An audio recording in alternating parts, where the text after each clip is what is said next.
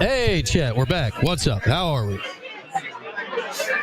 Hope all had a good Thanksgiving.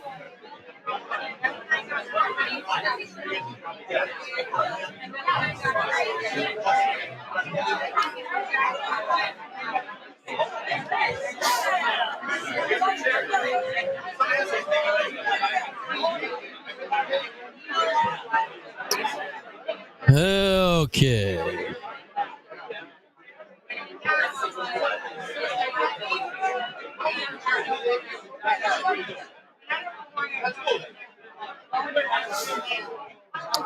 It is packed here at Shaughnessy's. There we are, Kev. We're back. We're back. Everything's back. All is good. Got you an hour here, then we'll kick you up to the quad for Stephen McAllister. We thought we might have to, it is jammed in here, Kev. Got some Miami fans, a lot of Cuse fans. It is slammed.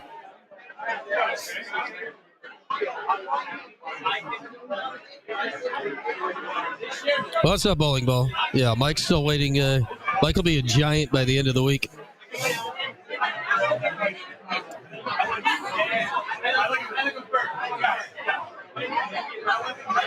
And that's very oddly specific, but we'll take it.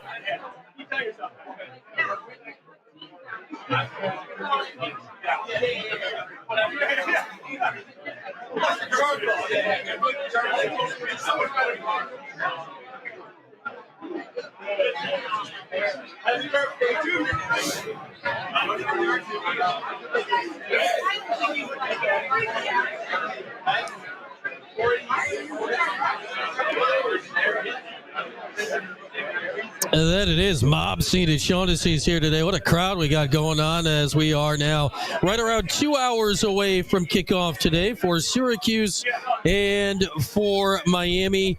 First meeting in the Dome between these teams. It's hard to believe. 22 years goes by real fast, does it not? Man, it is zoomed by.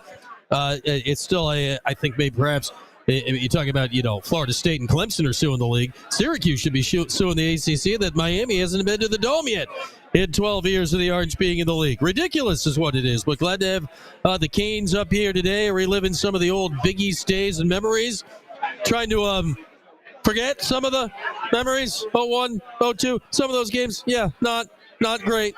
Not great memories. Some of them great. Some of them great despite. This is the biggest Syracuse-Miami game when you look at the record for both teams since 92. We all remember that game, do we not? 1992. Number one Miami was in the Dome. They were 9-0.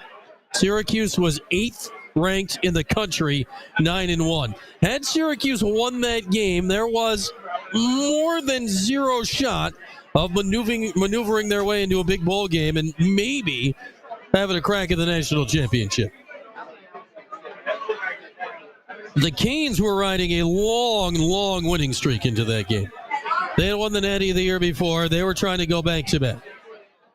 And what a game it was that day in the Dome. Miami jumped out in front early. Dan Conley had 2 interceptions of soon-to-be Heisman Trophy-winning Gino Torretta in the second half.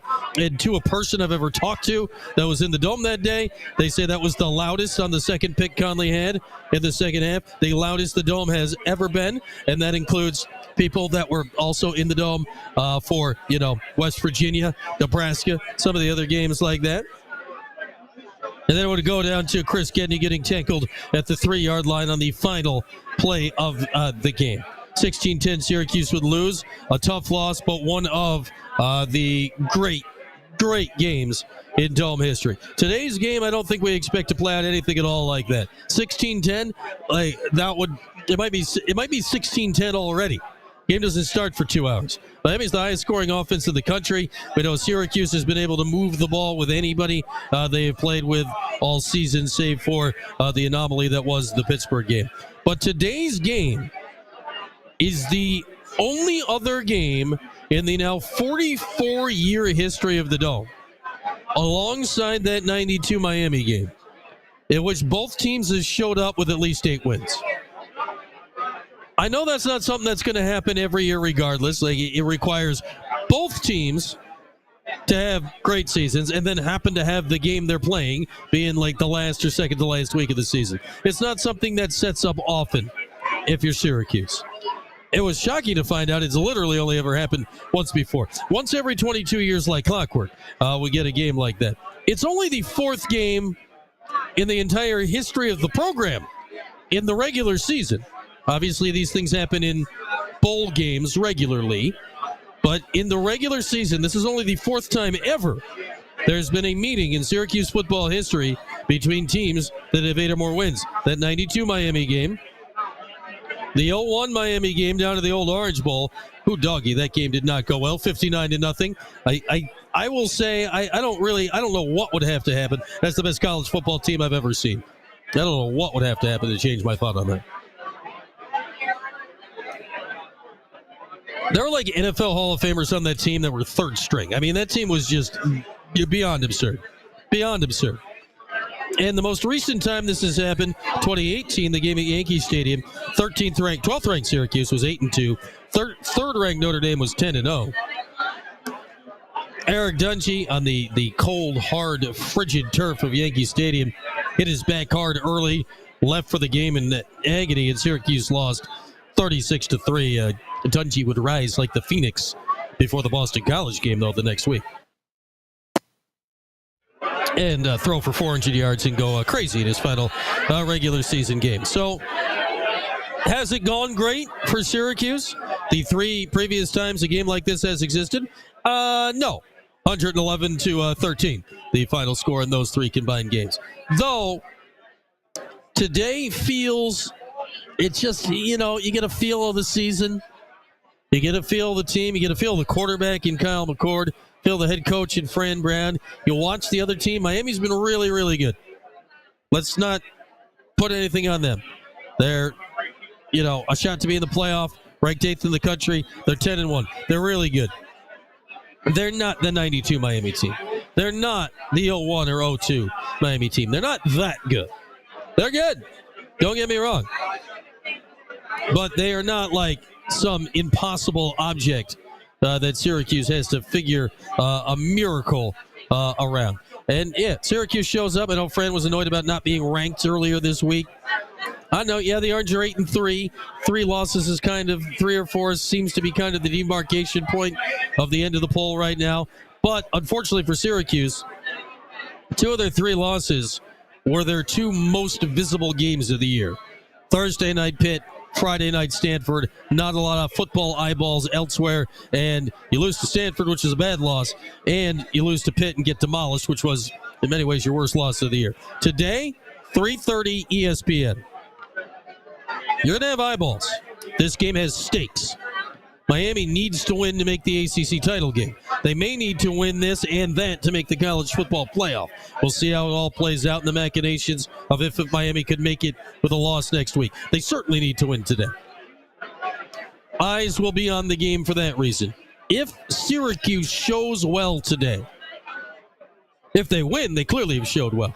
They can show well in a loss. If Syracuse shows well today, I think that adds some significant momentum to the end of Fran Brown year 1 when you talk about foundation for the future, when you talk about recruiting, signing day is Wednesday, when you talk about exciting a fan base, season ticket renewals and people getting on board for Fran Brown year 2, when you talk about all of those things, this is an opportunity that Syracuse has not had, I don't think, in quite some time to latch on to all that stuff. And, are they favored? No, they're double-digit underdogs. But it feels gettable in a way these games have not felt gettable in the past. That's because you have the quarterback. Do you have the best quarterback in this game? Most would say no. For the first time this year, first 11 games this year, Kyle McCord was the best guy. Even the Pitt game, I get that he played like crap. He was the best guy. Miami has had now 11 straight games with Cam Ward where they have had the best guy. And I'm sure they still think they have the best guy today. But I know Fran, Kyle, the Syracuse team. Syracuse believes they have the best guy today. And, man, I think it's going to come down to that. Which of those two-star quarterbacks plays better today, I think is going to be the deciding factor in this ball game. I think it could be a good old-fashioned shootout in the Dome today, taking advantage of the roof and the atmosphere and the clean turf and all that fantastic stuff.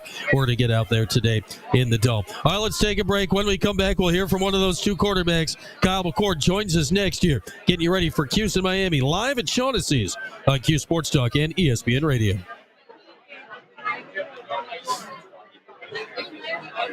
Yeah, all right. Saw some snow this morning, Kev. I saw a few flurries yesterday at points. Had a few flurries while cutting down the old Christmas tree. Yeah, if McCord stays on his feet today, I like his chances to do well.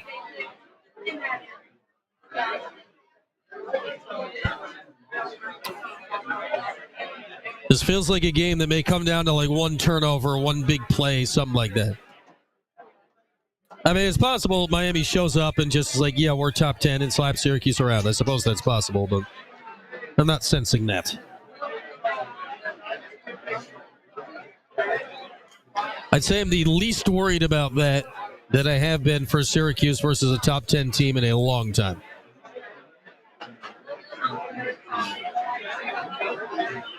Okay.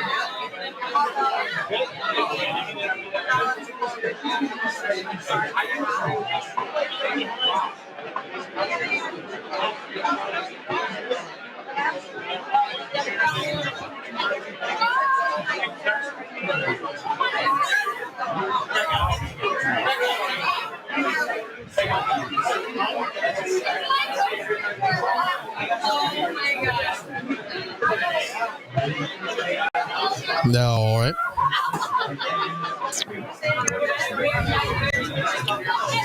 Yeah, that feels right, bowling ball.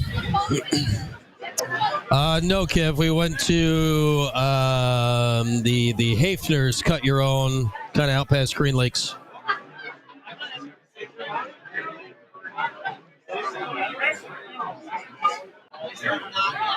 Work that chainsaw to precision.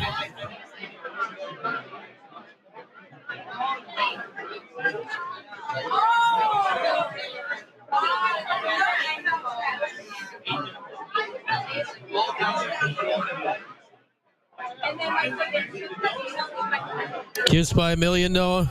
Let's go.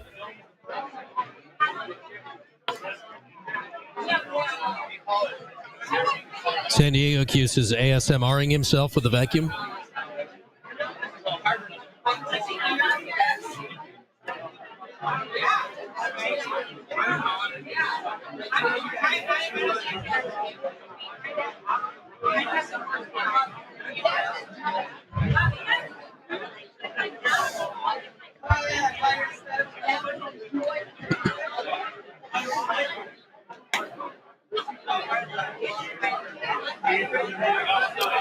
That it is as we roll along here on this Saturday. And as we know, Kyle McCord joined me every week this season.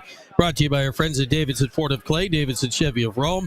We have the Kyle McCord Show every week this season, live exclusively on QSportsTalk, QSportsTalk.com. Check out any of the episodes you may have missed of that. Archived all on the Q Sports Talk YouTube page. You joined us again this past Tuesday. We'll see if we can get anything going for the bowl game, though. You never know with schedules and all that stuff. But always great to chat with Kyle throughout the year. Here was our conversation leading into Cuse and Miami this week.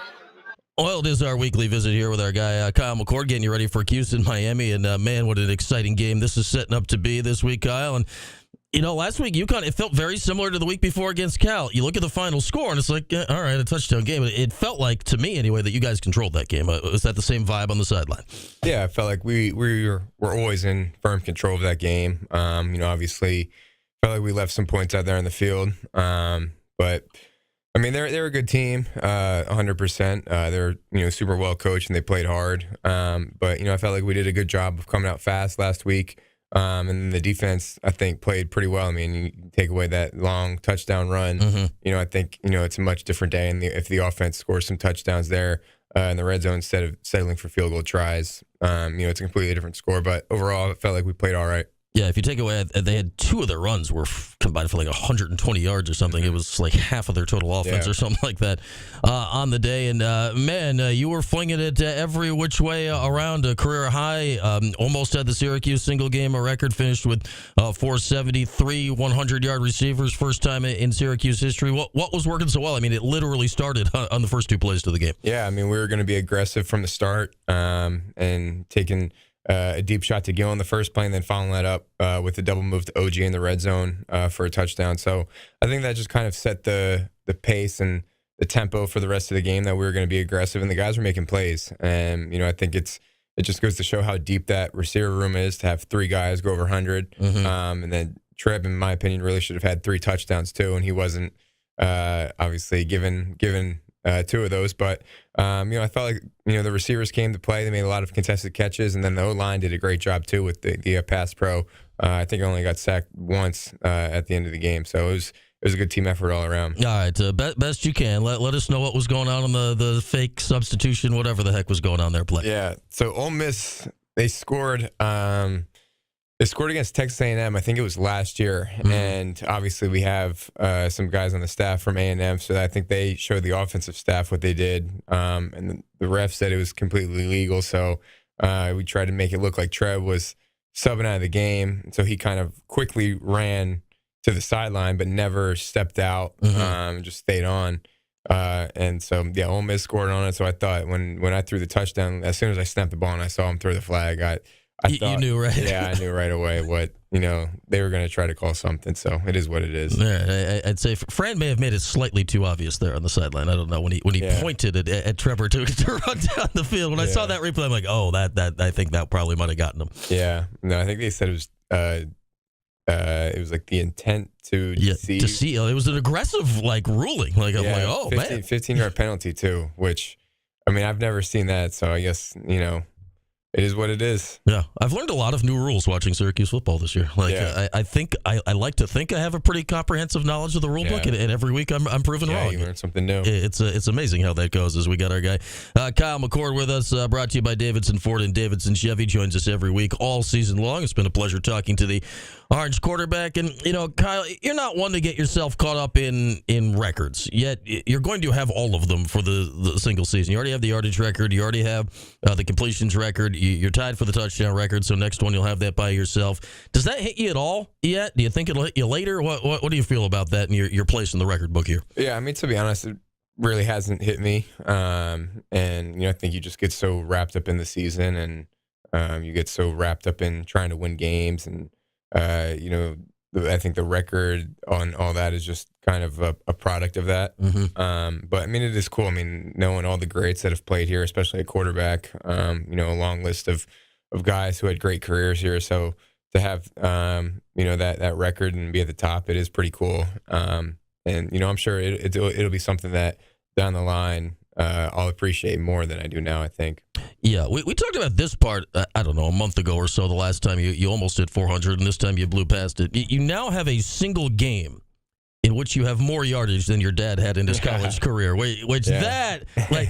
school records, whatever, like that is literally rest of your life bragging rights. Yeah, and I think he played at Rutgers in the Big East, so they played UConn too. So it's not like he can say, it was a team that he wouldn't have played. Like he literally would have played UConn. So that's something that I think I'll always hang over his head. I mean, right now he's got me in golf, but in terms of football, I think I got that one in the bag. Yeah, I feel that's the last one to go for dads, right? They keep the golf ones for a while. No, it's gonna be a while before I get that one. Yeah, they got a little more time maybe to take care of things like that. So Kyle McCord has the McCord family records in all of these situations now. And man, this Miami game, this feels like a big game, right? What's the vibe in the locker room here this week of what's going on when you get a 10-1 Miami team? You're 8-3. That's a lot of wins on the field this week. Yeah, no, it 100% is. And to be playing in a meaningful game the last week in the season, it means that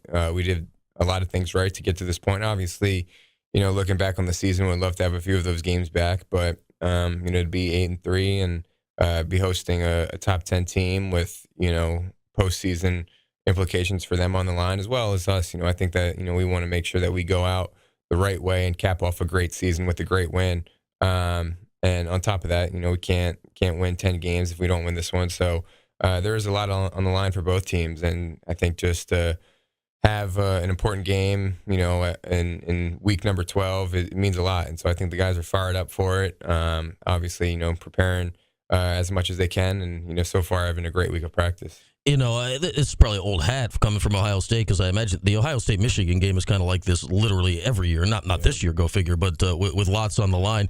This is only, Kyle, the fourth time in Syracuse regular season history that both teams have had 8 or more wins. Like, this is not a normal thing around here. And go figure, 2 of them are against some of like the best Miami teams of all time and things like that. When you hear that, it's hard to wrap your brain around, right? Like where this fits in the history of Syracuse football. Yeah, I mean, like you said, I'm kind of used to playing in meaningful games last week of the season, but now to do it in a different uniform, it's sweet. And, I think that all the guys, the older guys, especially like JB and Marlo and OG and LeQuint, the guys who have been here for a while, to have a game like this, for some of them to cap off their careers, it's fitting. And, this is what we talked about when we first got here, is that, we want to build Syracuse up to what it used to be, and now that we have the opportunity to go and playing a big game this late, I think that all the seniors I know are super excited for it, and I think the young guys want to win this one for the older guys and send them out the right way. Yeah, I mean, you mentioned your dad used to play in the old Big East. Obviously, Syracuse and Miami played every year, often on Thanksgiving weekend in the old Big East. This is the first time they've been to the Dome in 22 years. It's been a minute here, so I think the Orange fans will be intrigued by a game they used to see every year. What do you see when you see Miami? They're 10-1. Obviously, they have a ton on the line this week. If they win, they make the ACC championship game, keep alive playoff hopes and all that. Does that factor into your guys' mind at all? That like, hey, we're the last we're the last stop here before they get to go play for what they want.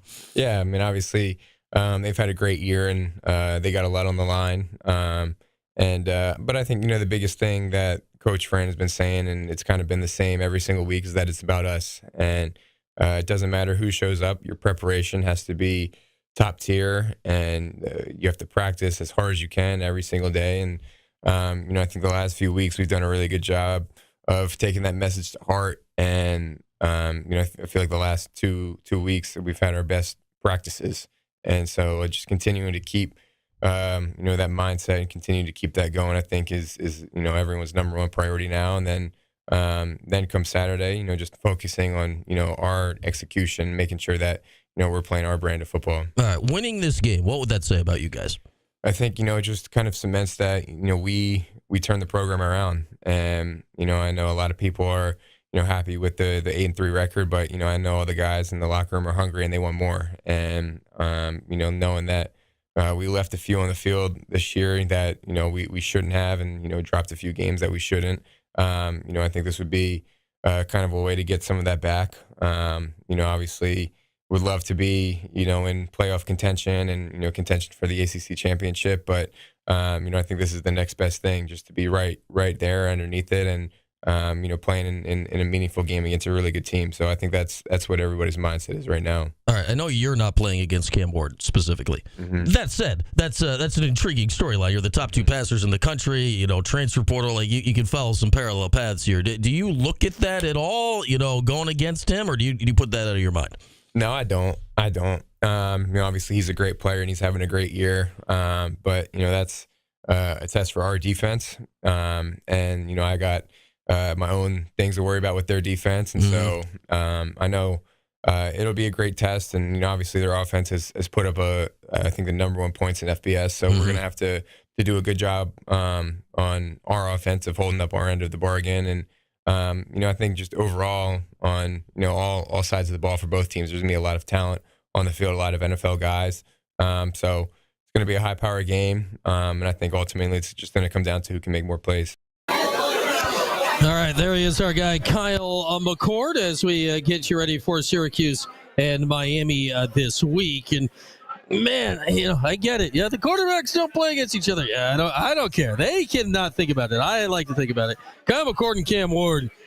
This is an exciting quarterback matchup, and this is as an exciting a QB matchup in the Dome as I can think of in years and years and years. And man, if McCord and the Orange can win this today, and I still think he should be anyway, like this 1 year of Kyle McCord, who knows what it's going to lead to, right? Who knows? It has a chance to be a foundational point for something intriguing for Syracuse football. But I'd say regardless of whether or that occurs or not, like Kyle will have no effect of what the next step is or if it actually occurs or not. But man, I think he should hopefully be remembered fondly and warmly by Syracuse fans to come. He's been upstanding certainly throughout the year. And dude can sling it. Dude can flat out sling it. Who's ever slung it like that in the history of Syracuse football? Single season-wise, no one is the answer. No one is the answer. Cam Ward, on the other hand, he's playing for things like playoff for the team, all that stuff, but he may be the number 1 quarterback picked in the draft this year. He's kind of in the mix with Shedeur Sanders and maybe somebody else will get there. He's going to be a very, very high NFL draft pick. Both have gone through the transfer portal. Ward has kind of moved up, started at Incarnate Word to Washington State to Miami. McCord had to, quote-unquote, take a step back to lowly little Syracuse from Ohio State and the weirdness he kind of went through there last year for only going 11-1. But, man, I think it's going to be a fascinating matchup between those two here today. We'll take a break. We'll hear from the guy that helped bring Kyle McCord to Syracuse. Fran Brown joins us next year on our pregame coverage here on Cuse Sports Talk and ESPN Radio. What's up, Smith Pat?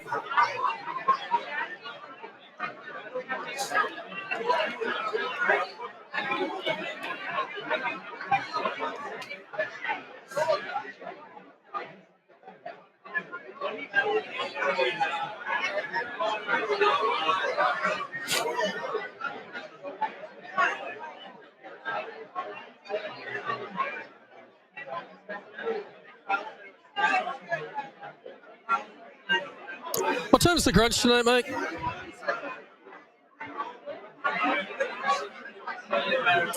4:45. 5. All right, so this is I guess this is a prod room game, right? Okay. We'll get it set up later.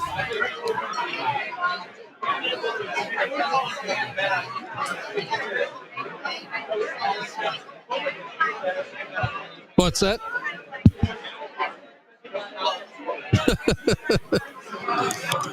Kevin's nephew is Fran Brown's barber? All right. That's not nothing, Kev. Oh, dear, San Diego Cuse. They may have erred in their in many of their life decisions today.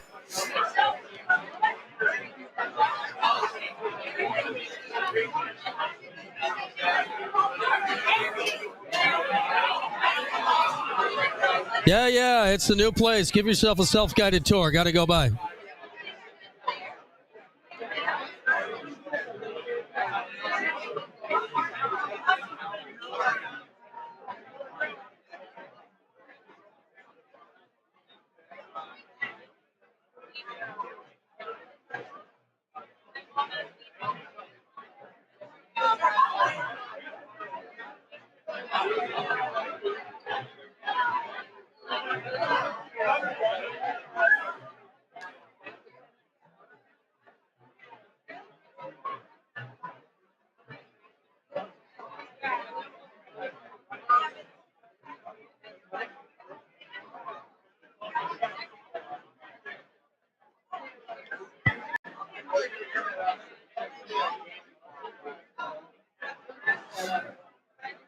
All right, Kev's got an in. Kev's got a Fran Brown in. Is Fran like a weekly haircut guy? What's the deal?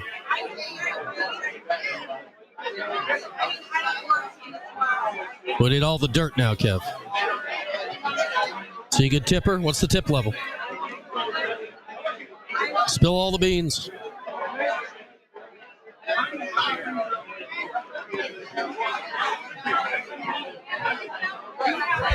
Yeah, I'd say Fran's hair is never really looking a different length.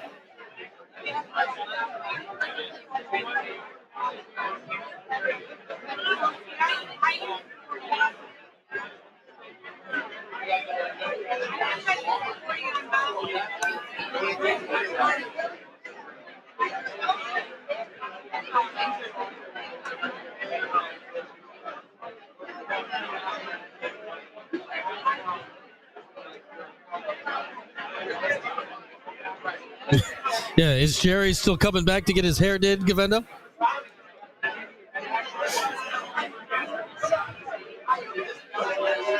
Finding a new barber is a pain in the butt.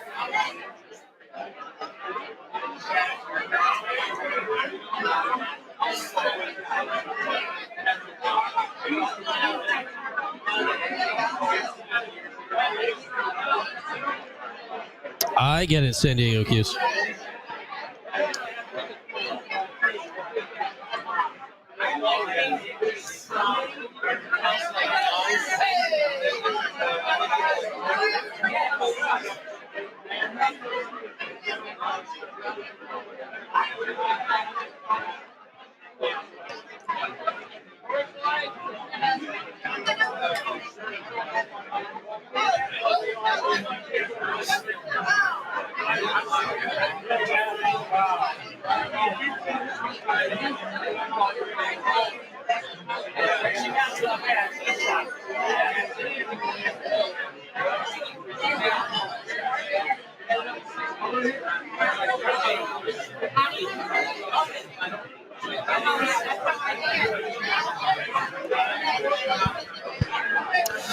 That it is. We are about an hour and a half out from a kickoff today. Less than half an hour. I'll get you up to the quad. Stephen Fani and Mike McAllister will carry you the rest of the way to opening kick time today between Cuse and the Kings. Well, as we do every week, we get a chance to hear from Fran Brown as he joins Orange Nation, usually on Thursdays.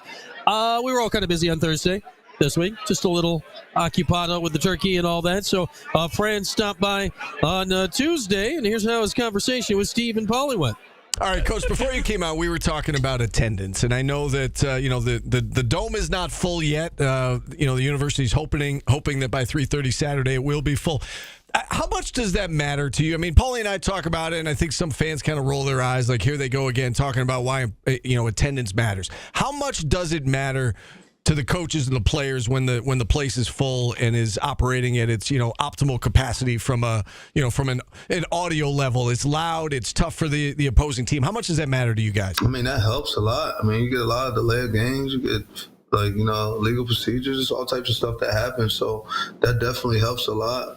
But in the same sense, you can't come. I'm not about to beg nobody to come watch us play football. Like, we're just going to play ourselves, We're going to play regardless. We got to play a certain brand of football. And I think that, as I told you before, as you continue to play and you continue to earn everyone's respect and constantly get better, then more people want to come and see you play, So that's on them, but it definitely helps a lot. And then I look at it like this Saturday, after Thanksgiving, what else will you be doing at 3:30 anyway? Like, if you live in this area, why would you not be there? You know what I mean? If you live anywhere within the 3 hours of Syracuse, like, where else you going at? You know what I mean? I don't know who else in the country is going to have this game with this high bird of magnitude. Like, I'm not sure where else you would go at if you love sports, unless you're watching your son's soccer game or something and he's a little kid, but you should be at the game. If you're not, then don't tell me you love it. Coach, I want to ask you something about something you said at your press conference about Kyle McCord, and it comes up more in our basketball callers complaining about it than it does in football, but you said he's the first in and last out. How much does that play into a kid's playing time and participation in the program? But we live, if they are that way. This is a productivity. It's all about production in this business, right? So you may have some guys that aren't, but he's first in and last out because he wants to continue to learn and he's doing different things. You got some people sitting around and want to do that, but they just can't make a play. So I think if you're talented, and so it's almost like this humble confidence, right? You should be humble enough because you know that your talent was given to you from the man above, but you're confident because you put more work in than everybody else and you work your butt off.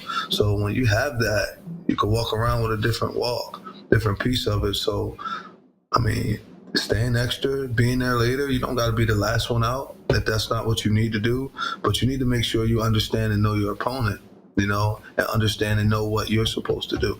Once you know those things, whatever it is that takes for you to be in and out, then that's what you need to do. But, to each person, everybody has their own thing that they like to do. Myself, I'm more so, I like to work. I want to make sure that I prepare the right way, but I don't want to just be working just to say I'm working. I want to work on the right things, because you got some people who do all this work on the wrong thing. And you didn't need to work on that, buddy. That's not what we're doing. That's not what you're bad at. You're bad at this. Get better at this while continuing to grow in the area that you're good at, if that makes sense. It does make perfect sense. I've got a follow-up to that. How often have you been around a guy, whether it's as an assistant or now as a head coach, are there guys that are just not good practice players, but then when the bright lights are on Saturday, they show up and they're a great, game day player? Or do those players not really exist? Yes. I guess there are guys like that. I've been around one that was a freak show, and I just couldn't believe it.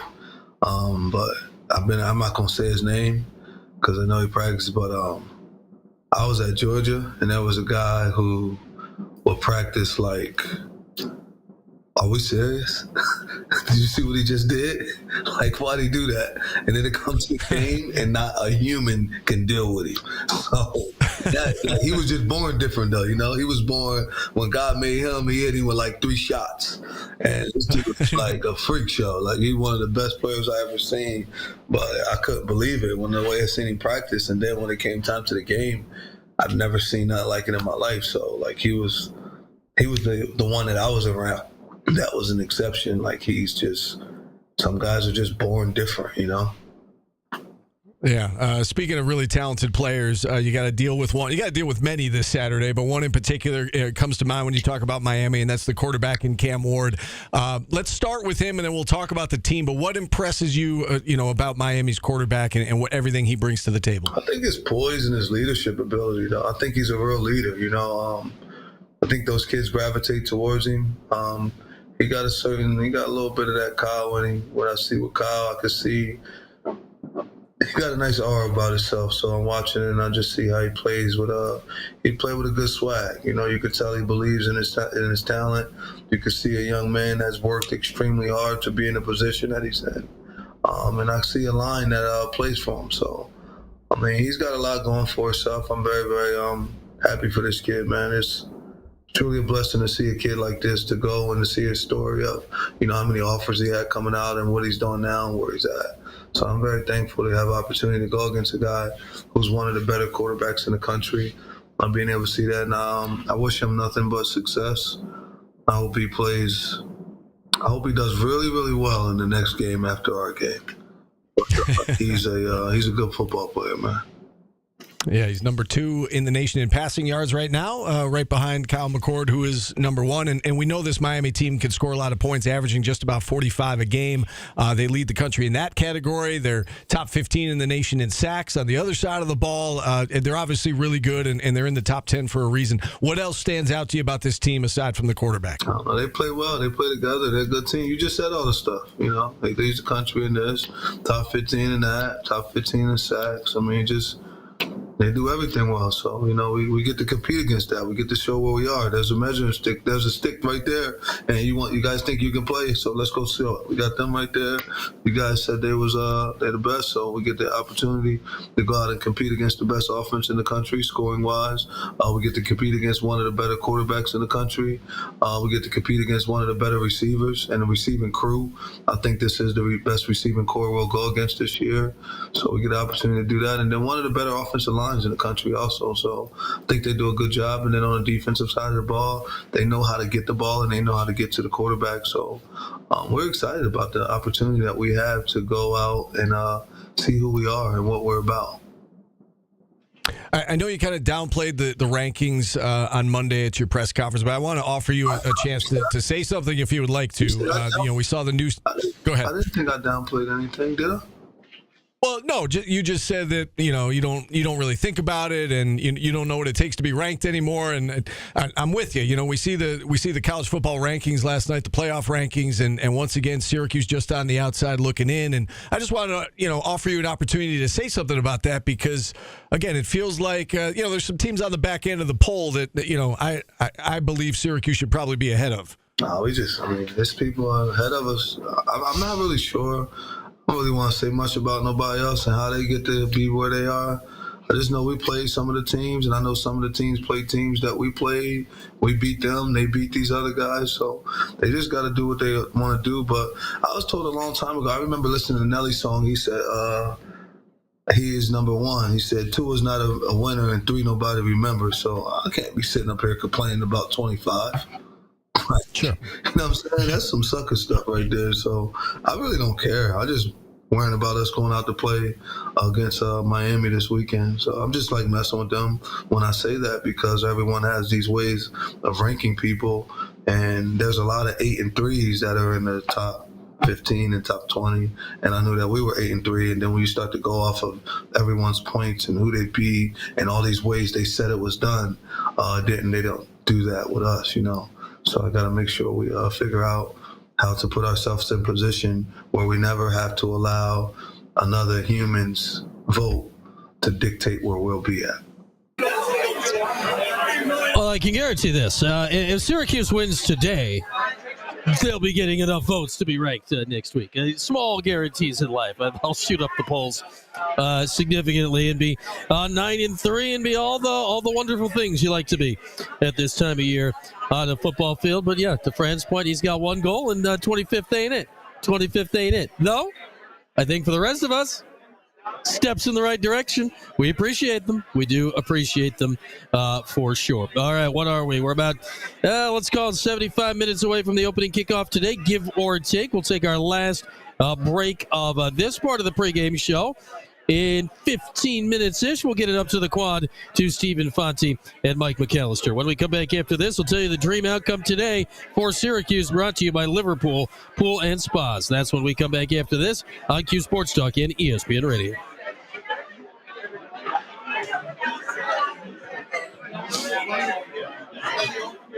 So what I'm hearing, Kev,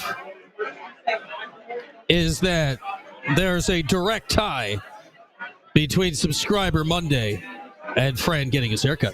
That's what I'm hearing here.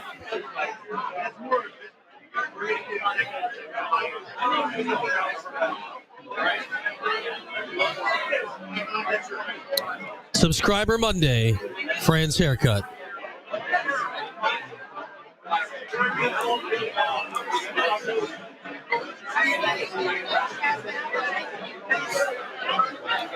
We're going to start putting that in the advertisements or something.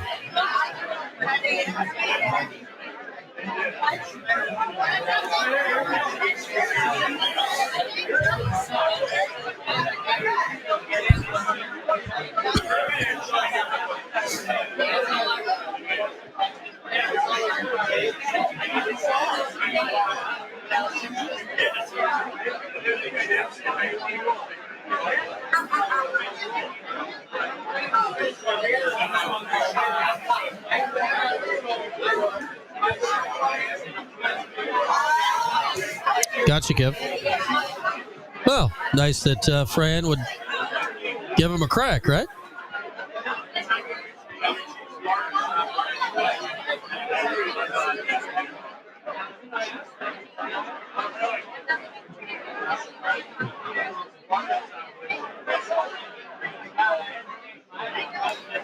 Not that Fran exactly has the most difficult haircut of all time. Is he doing the goatee also? Or is he just like shaving them? Just keeping it clean.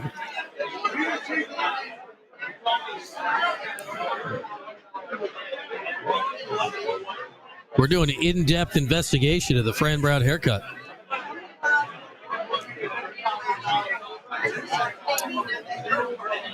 Oh, what? Night before the game?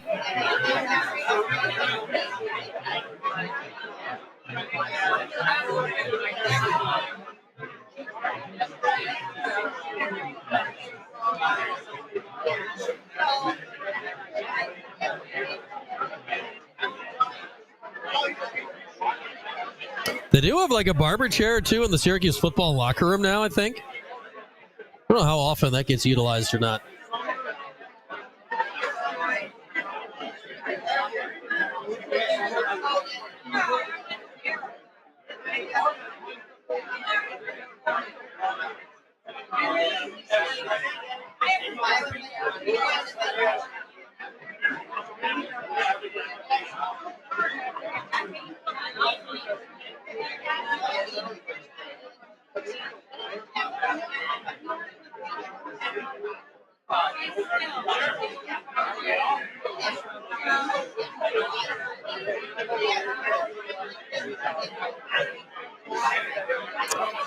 Freezing it, Manly Kev. Yeah, it is windy out, right?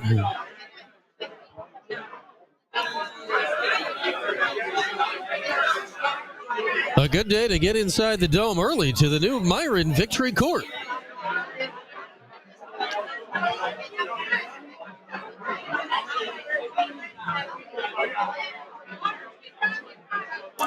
There you go, Kev. Checks in the mail.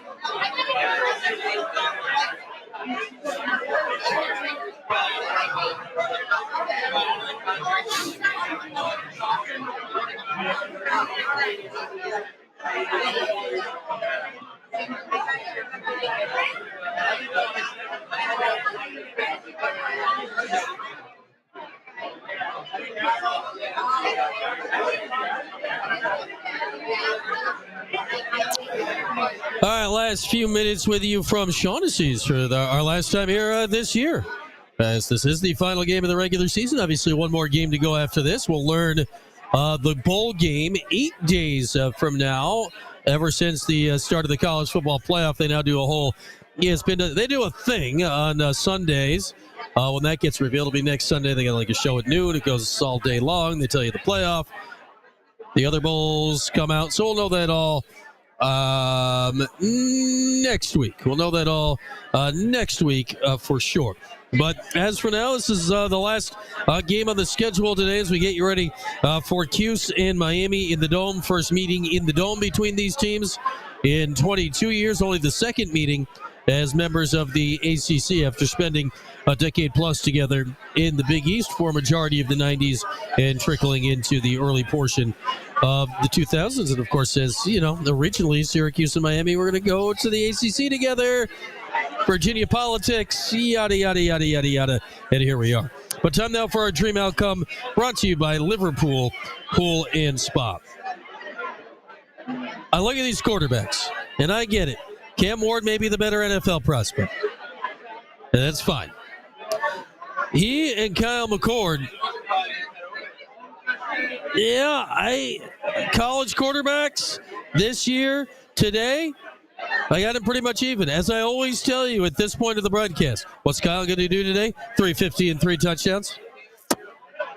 We just auto put that out there. 350 and 3 for Kyle McCord. What's Cam Ward going to do today?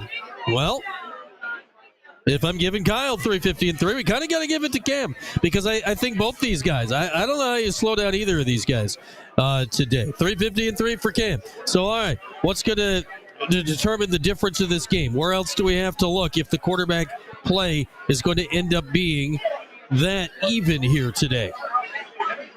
Let's look at the star skill players. For Syracuse, it's LaQuint Allen. LaQuint's been on a bit of a roll. Slightly lesser game last week. Still good.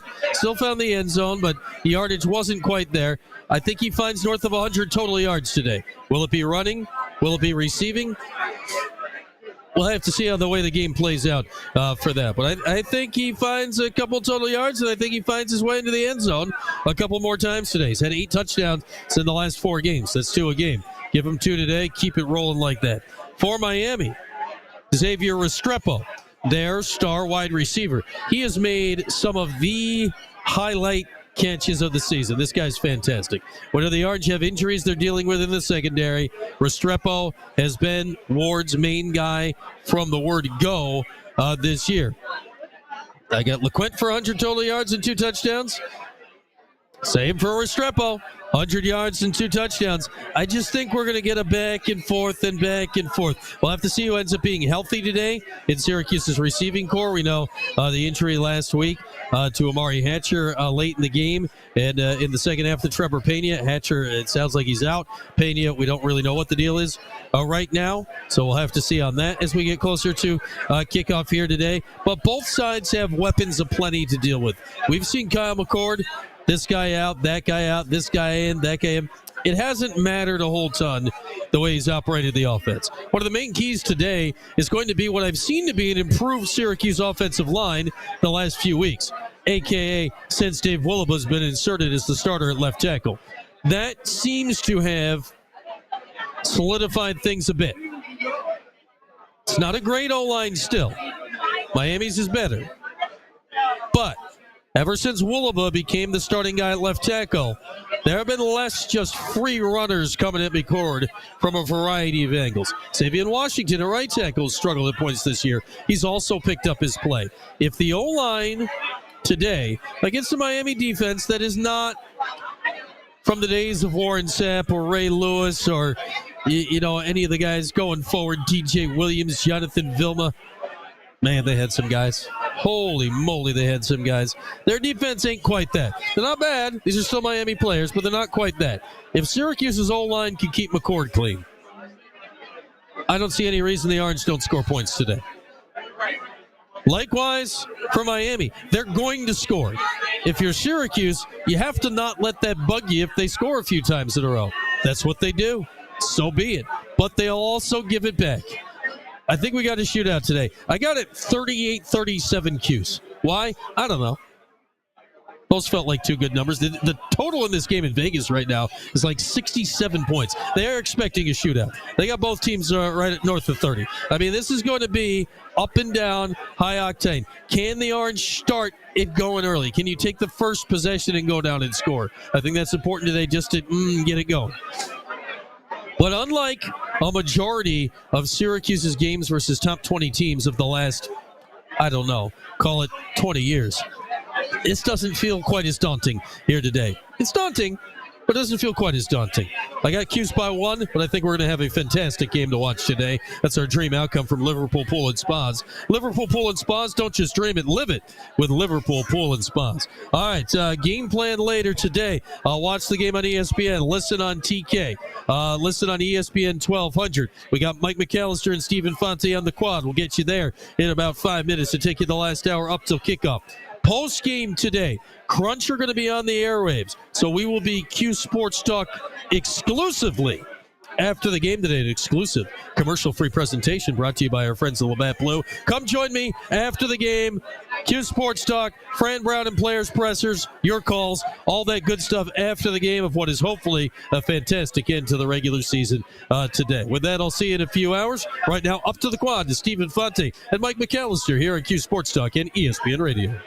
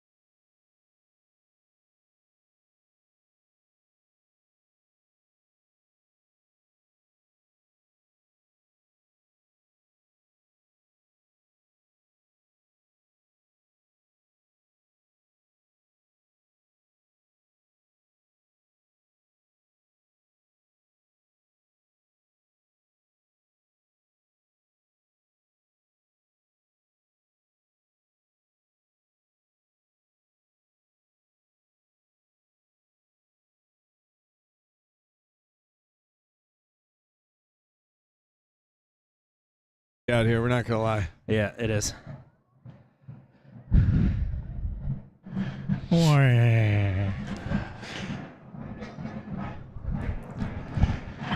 I've been out here since 11:15. What are you complaining about?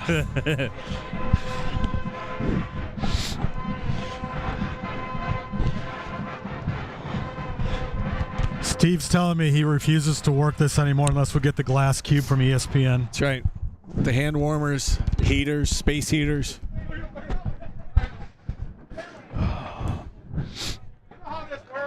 Or could we do it from inside Hendricks Chapel?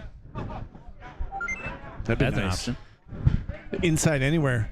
Yeah. Inside the biology building. I don't care where we are. I'll take one of these tents.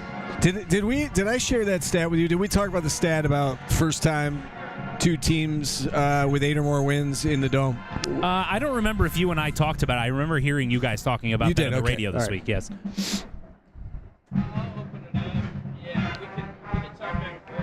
Does that surprise you? It's been that long? Yes. Yeah. Because you would think like late 90s or whatever, or even 2001 or. Are we on YouTube?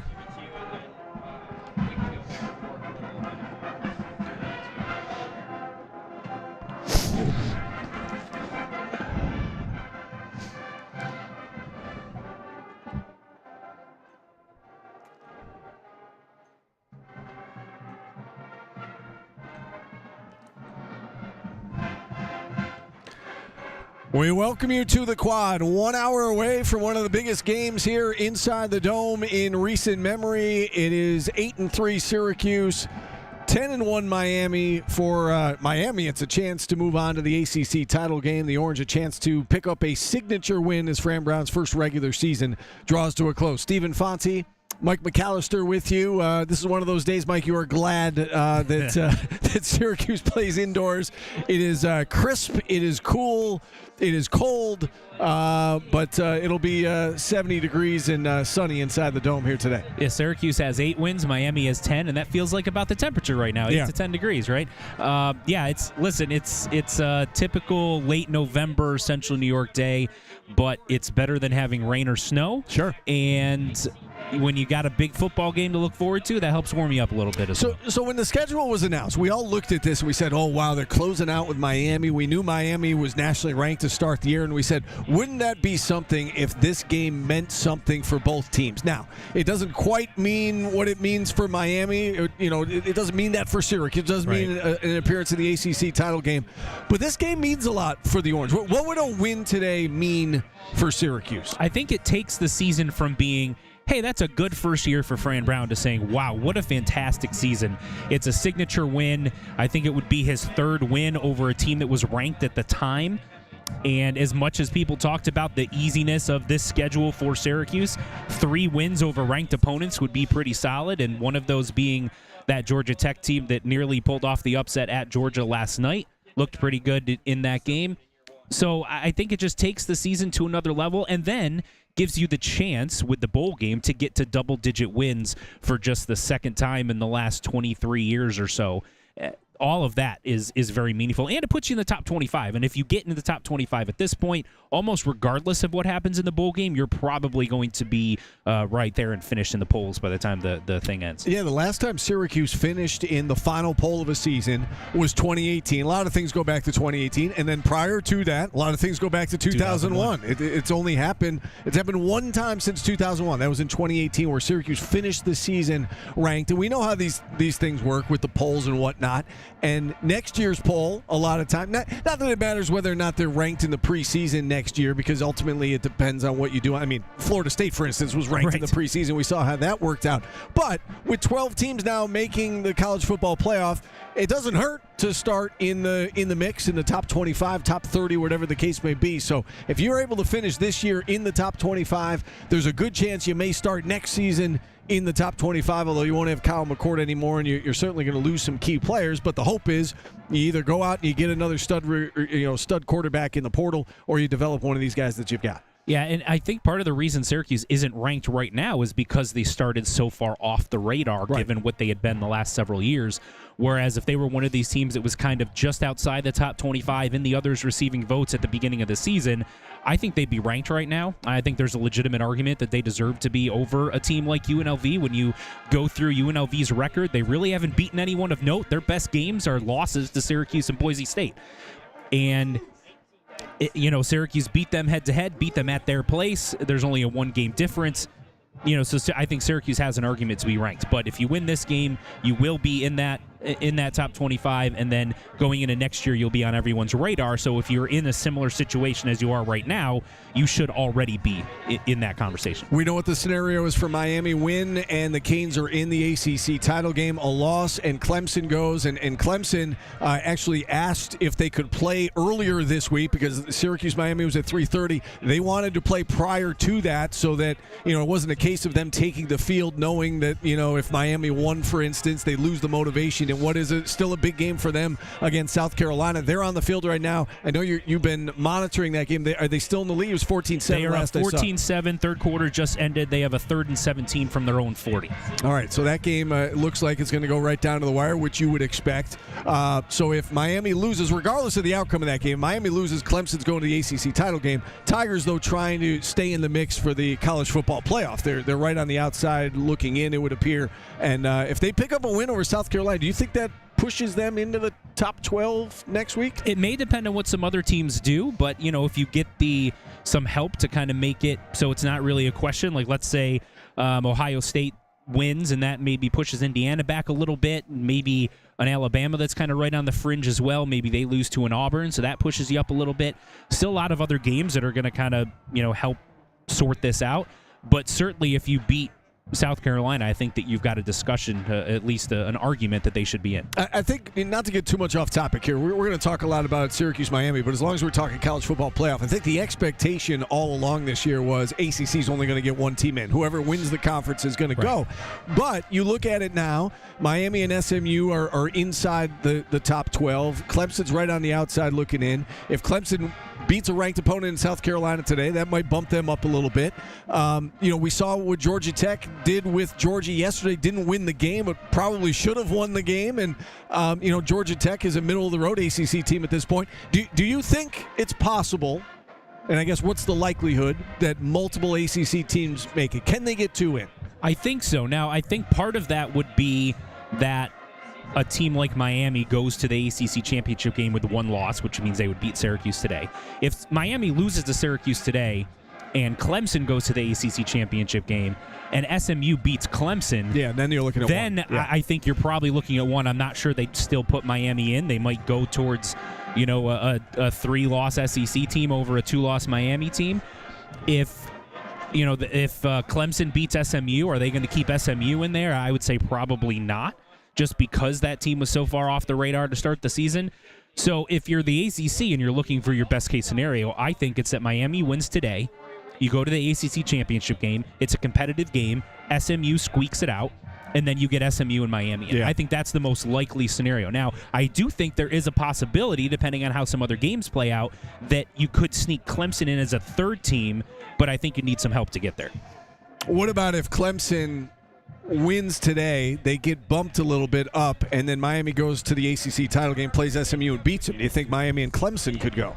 That's a possibility. Again, I think that would depend on how some other things play out. If an Auburn beats an Alabama, things like that. But I think the committee is going to lean towards the SEC, all things even. That's just my gut feeling. All right, I do want to get your opinion on something else. The votes are due by noon tomorrow for the All-ACC team. You vote for 3 quarterbacks.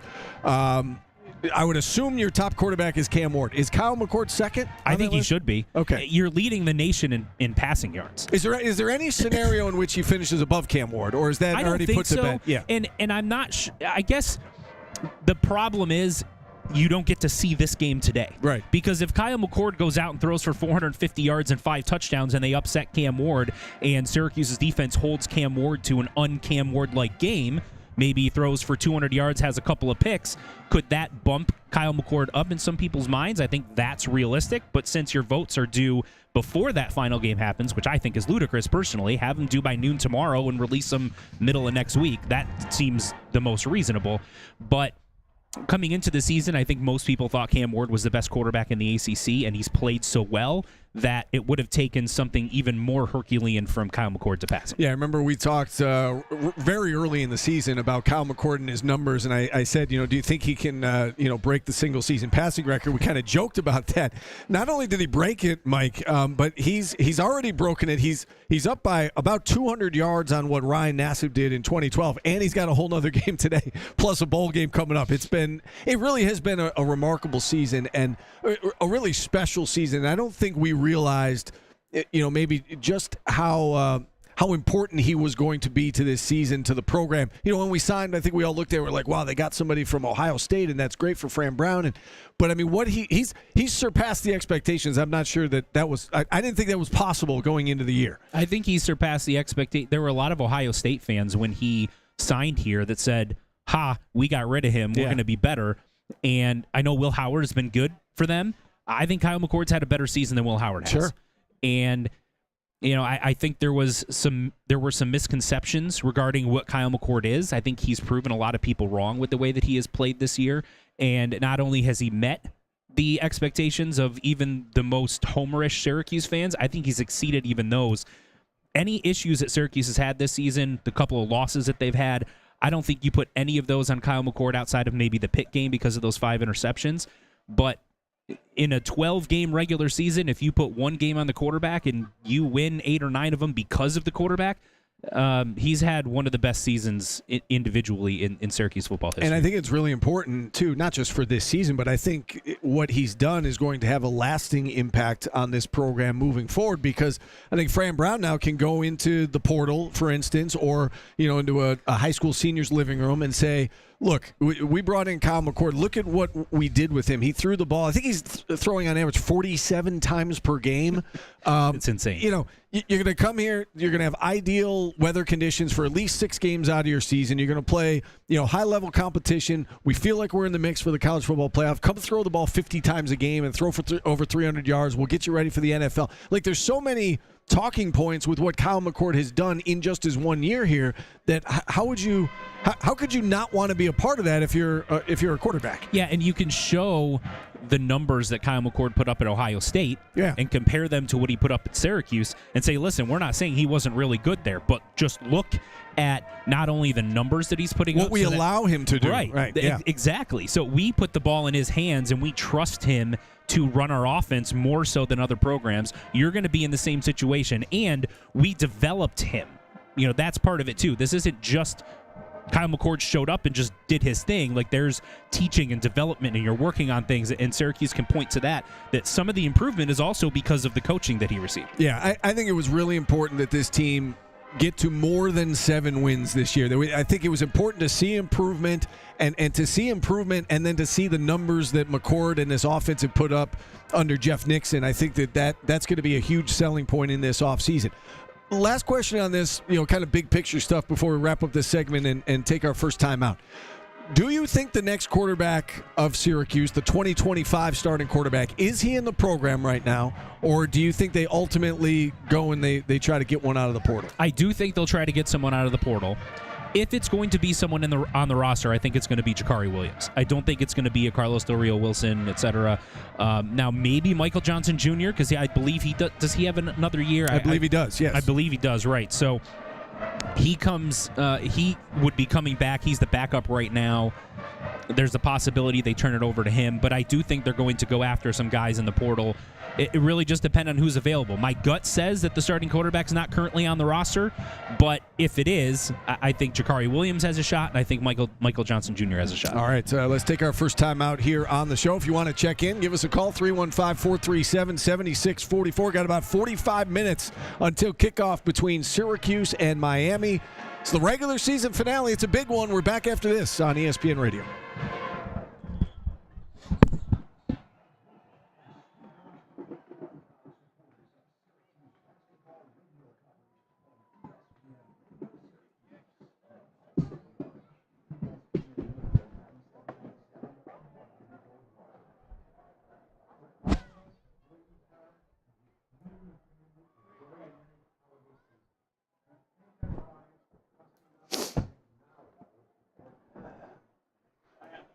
Still 14-7 Clemson, not South Carolina. What's that? South Carolina. It's 14-7 Clemson. South Carolina's driving. They're inside the Clemson 14 or 15. How much time left? Can't be much. Early fourth, 11:29. Okay. Michigan, Ohio State are tied at 10 going into the fourth. Michigan has the ball at its own. Oh, they just got a first down, so they got the ball up around midfield. Tennessee starting to pull away from Vandy. That was like 14-0 right away, Vandy. Yeah. They returned the opening kickoff for a touchdown. Did they? Oh, I didn't. I just saw the score. They returned the opening kickoff. They got a quick stop, and then they went down and scored again. You want the truth? You want the truth, or you want? I'm predicting Miami to win. I think it's gonna be close, but I don't think I can't predict Syracuse to win. But I think it's gonna be close. I think it's gonna be a good game. That's right. I think there's definitely a chance. I think there's definitely a chance. It would not be a shock if Syracuse won. All right. Enjoy the game.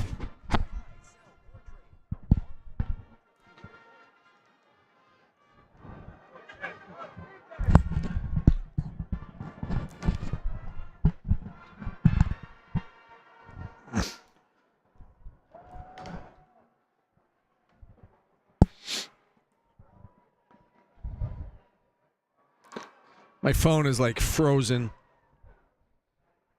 We'll do this day in SU history here, All right. or this week, I guess it is. My dad's predicting 33-31 Syracuse. Yeah? I got 41-31 Miami.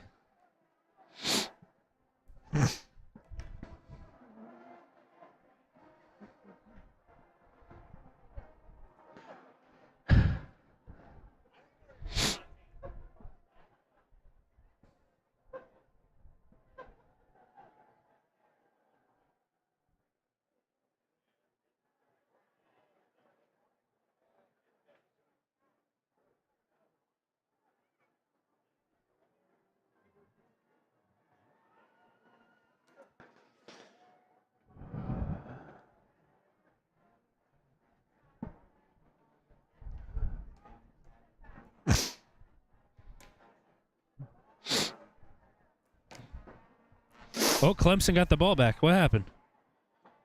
Interception.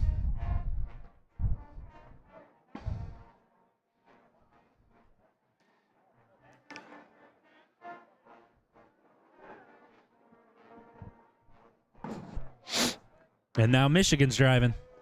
They're in Ohio State territory.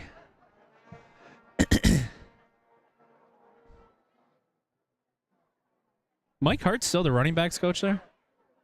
Is he still Michigan? there? Yeah, I believe so. Yeah. I think so.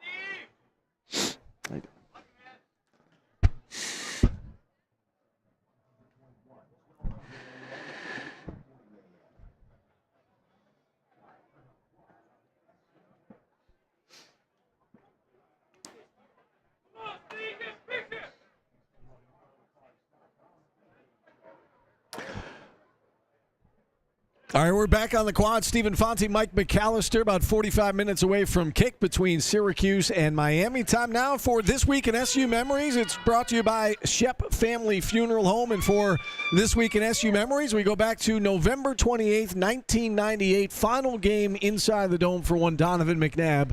And boy, did he put on a show that day. He sure did. 66-13 Syracuse win, and that game was prominently featured on the 30 for 30 The U. If you remember, that was kind of a turning point for the Miami program with a lot of the talent they had that kind of led to their resurgence in the early 2000s. A lot of talent on that team. But Syracuse kicked their butt that day. That was a crazy atmosphere. That was a send-off for arguably the best quarterback in program history, and now the guy that has had the best individual season in program history. There's going to be a big send-off today, and I'm sure Syracuse fans would be pretty excited to see history repeat itself from that standpoint. D. Brown had a touchdown run in that game. Kevin Johnson, a 100-yard kickoff return. Donovan McNabb, 3 touchdown runs. He also had a touchdown pass, as I mentioned. Edgerrin James scoring a touchdown in that game for the Miami Hurricanes. 66-13 was the final, and just a dismantling of the Miami Hurricanes. You mentioned Donovan McNabb being, you said, arguably the best quarterback in program history. I think most would agree with that. Is Kyle McCord on that list? Is he top 4, top 5 already, or does it matter what happens today? Does it matter what happens in a bowl game, or is he, given what he's done this year, is he in that conversation even though it was just one season? I think he's in the conversation of being in the top 5. Now, whether or not he cracks into your Mount Rushmore of Syracuse football quarterbacks might depend on what happens today. If you pull off the upset today, and I don't know whether or not he's going to play in the bowl game, but let's say he says, you know what, I do want to go play in the bowl game, try to get to 10 wins, and does that and gets him to a 10-win season, then yeah, I think he's going to be right there, and you're going to have an argument as to whether you'd rather have Kyle McCord or Ryan Nassib, I think, is kind of the discussion there. Maybe you put him and Dungy as the discussion. Either way, he's going to certainly put himself right there. It's almost too bad you can't get him for a second year, because it feels like if he came back for another year and had a similar type of season, I think your argument would be McCord or McNabb. It's a shame, too, because he played in 5 games his freshman year. Ryan Day burned that red shirt. It's unfortunate that he doesn't have Still a bone of contention with the McCords, from what I understand. It is. You're absolutely right, and for good reason. He should have a year left, but he does not. So this will be his final game, but final game, at least in the regular season. You're right. We don't know about the bowl game yet. He was asked about it earlier in the week, and he was non-committal, and I get that. Like, there's still a month, and I think some of it depends on where they're going, who they're playing. Can he help himself from an NFL perspective? Because that is the next step for him. Yes. So, does he see that next game as, like, for instance, let's say they go and they play Colorado in the Holiday Bowl. That was one of the projections, right? I mean, to me, that seems like a showcase event. Instead of going to, like, and he may still do like the East-West Shrine game or whatever. But that to me is a showcase event. It's going up against Colorado. It's going to be a much talked about game, national TV, Power 4 opponent. Like, I could see that being a game, him saying, like, I want to play in that. If it's like Fenway Bowl and, you're playing like Memphis or, whatever, right. that might be less attractive. Yes. And I would understand that. Yeah, and especially with the Colorado point, the fact that Deion Sanders came out and said, regardless of what bowl we're going to, we're going and everyone's playing. He said that earlier this week. So if that's the case and you got a chance to go up against a Travis Hunter, who's the projected number 1 pick in this coming NFL draft, and you have a big game thrown against him, maybe the Heisman Trophy winner at that point. Exactly, then that certainly helps your NFL prospects. Yeah, so we'll have to see how it all plays out, and I know a lot of guys opt out, and it's kind of the thing to do when it comes to the bowl season if you're not playing in the college football playoff. But I could see a scenario like a guy like Marlo Wax, for instance, too. I mean, he is, he's been the heart and soul of this team for a couple of years now. I could see him playing in that bowl game. Just because it's one last chance to suit up, especially with missing his as many games earlier in the season as he did. So and so he is. There was that conversation midway through the year. Does he play in only 4 games and preserve that extra year? And then that was like it sounds like it was a conversation for about 2 seconds, and both head coach and player agreed. No, I'm playing this year. Let's see what happens. And so Marlo Wax has gone past that 4-game threshold. So this will be his final year of eligibility as well. When you look at this matchup today, we've talked a lot about Kyle McCord. How about the other quarterback in Cam Ward? What stands out to you about this young man? And do you think he's got a bright future on Sundays at the next level? I do, and I think the main reason is because he's, you hear the term a lot, unflappable, right? Which isn't a term that I necessarily care for, but it kind of fits here. Because when he makes a mistake, if he throws interception, if he fumbles the ball, I thought I saw something earlier that he's fumbled in 3 straight games or something like that. It doesn't bother him. He kind of forgets it, moves on, and that short memory, I think, is something you need at the next level. And his ability to really galvanize this Miami team. We've seen Miami be highly ranked early in the preseason, win a couple of games early and jump up the rankings, and then end up somewhere at the 6-6, 7-5, and outside of the top 25. We've seen that happen several times recently, and I think the big reason why that hasn't happened this year, because they do have some issues defensively, is because he is such a leader, and he's got a lot of the tools that you look for, the arm strength, the accuracy. He's mobile. So, yeah, I think he's got potential at the next level, and I think he's been as good as any quarterback in the country all season. We talked off-air before we started the show just about how they've had a few close calls this year, yes. And you have to think that a big reason why they were able to win those games was Cam Ward. You go back to, like, the Cal game. I mean, they were down 3 scores in the second half. Like, the game was over, and then Cam Ward just – he did what he had to do. They got a touchdown. They got the ball back. They got another touchdown. There was no panic, and we saw that really throughout. They won a shootout with Louisville in a game that was back and forth. Defenses couldn't stop anybody. Cam Ward led them to victory. So I do think a big reason, you never question the talent when it comes to Miami. Sometimes you question their late-game execution, and he has been, I think, the biggest reason why this team is in position now to go to the ACC championship game and potentially to the college football playoff. He has been that good. With that being said, though, I don't think that this is mission impossible for the Orange today. We have seen several other teams, match Miami touchdown for touchdown and go toe-to-toe with them this year. Virginia Tech probably should have beat them, right? I mean, you go back to that controversial call in the end zone. Was it a catch? Was it not? Cal probably should have beat them up by 3 scores in the second half. That one slipped away. Louisville was right there. We saw them lose to Georgia Tech. So this team is not a juggernaut. They're really good. I mean, they lead the country in scoring, obviously, with 45 points per game. But and while I do think this would be a mild upset today, I don't think this would be like an unbelievable upset. I don't think Syracuse has to play perfect to win today, for instance. No, and another point, Duke is kind of okay. They had a double-digit lead in the second half on Miami. Right. Wake Forest stinks, and that was a 10-point game in the fourth quarter. So they have, I've heard this term kind of thrown around. They played with their food a little bit, right? Yeah. Reese Davis uses that all the time. Yes. Yeah, I love that term. But they have certainly played down to competition, and this is a game where if they start doing that, Syracuse, I think, can jump on them and make them have to make one of those rallies. Now, they're capable of doing it, and I do think that there are some things that you worry about from Syracuse's perspective as far as their defense stopping Cam Ward and stopping that offense. But there's no question to me that Syracuse should be able to move the ball, and they're one of the best teams in the country at ball control and time of possession. And if you keep Cam Ward off the field, he can't score on you. So that's something. If you can jump up on him, get a lead, and then ball control and run some time off the clock and prevent him from getting into rhythm, that's one way you pull off an upset. We should mention Pete Thamel, among others, several media outlets now reporting that Trevor Pena will definitely play today. Fran Brown had indicated earlier in the week that Pena would play. Remember, he was banged up towards the end of last week. So that's a big deal because he leads his team in receptions. He's one of the weapons, and I think that's you go to looking at why Kyle McCord has had such a great year. Aronde Gatson, Jackson Meeks, Trevor Pena, they've all had fantastic seasons. So there's not just one guy you can concentrate on. If you're Miami, you got to stop that guy. But it is good to hear that Kyle McCord is going to have his full arsenal of receivers today with Pena playing. And you didn't even mention Justice Ross Simmons. Yeah, right. Right? And he's come on the last half of the season. And then you look at even a guy like Zeke Haynes, who we haven't really seen since the first couple of games.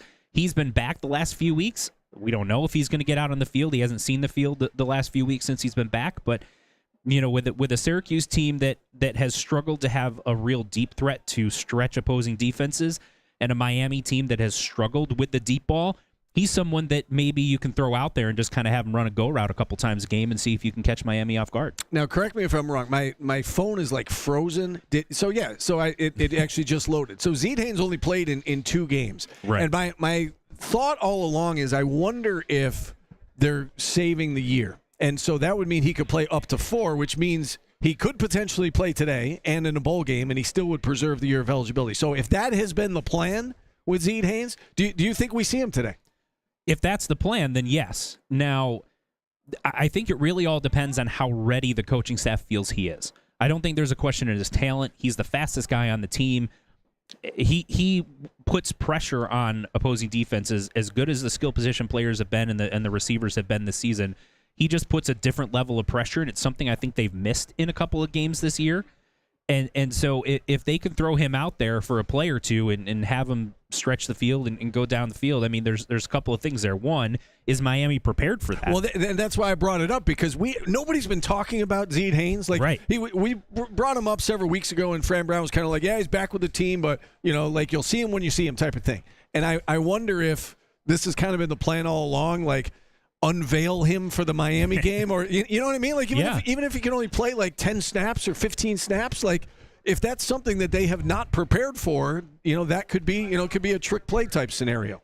If he even comes out and has one catch for 65 yards and a touchdown, just has a huge play that can change the momentum of the game and change the trajectory of the game.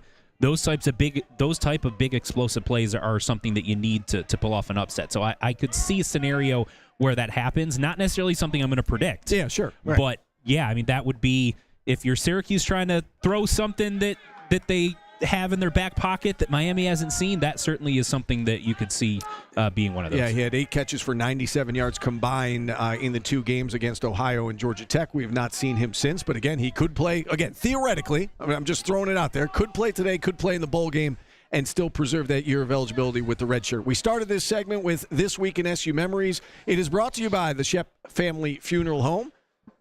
Celebrate your loved one with help from Shep Family Funeral Home. Visit shepfamily.com. We're halfway home here on our pregame show, about 30 minutes away from kick, about 35 minutes away.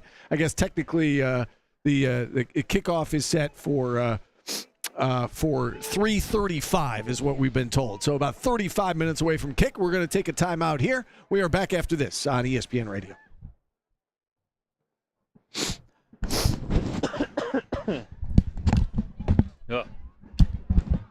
Michigan had the ball first and goal at the Ohio State 3-yard line, decided to throw it and threw a pick. It's still 10-10, and Ohio State has a 4th and 1 at their own 20. 7.5 minutes. South Carolina just kicked a field goal. It's 14-10 Clemson with under 7 to play. Man, if Miami ends up, or if Michigan ends up losing 13-10, they're going to kick themselves for that. Yeah, right. How do you have first and goal at the 3 and you throw it? Like you're Michigan, I'd throw the ball, or I'd run the ball 3 times, see where you're at.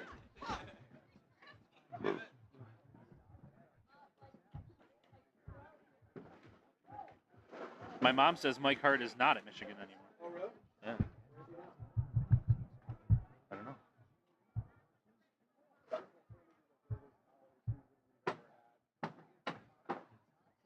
He did not return for the 2024 season.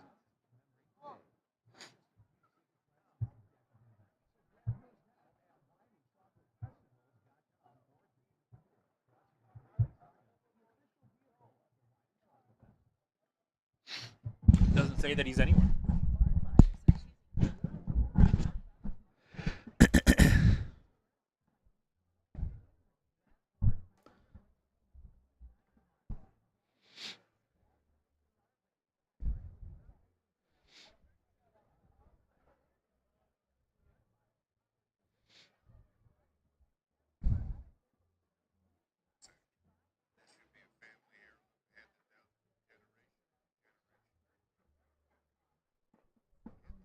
Another half an hour later, I would have needed lights.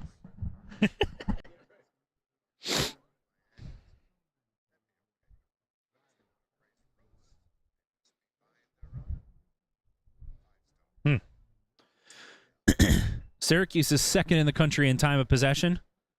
Miami's 8th. Yeah.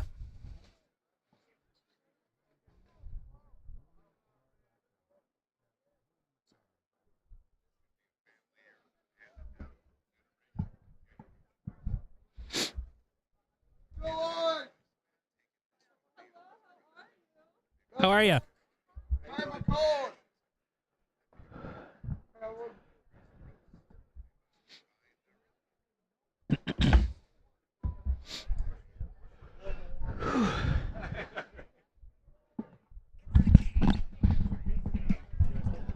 My wife asked me if I wanted hand warmers, and I told her, nah, I don't need them. Yeah, we're good, right? But yeah, I don't need them. Kind of regretting it now. I definitely am.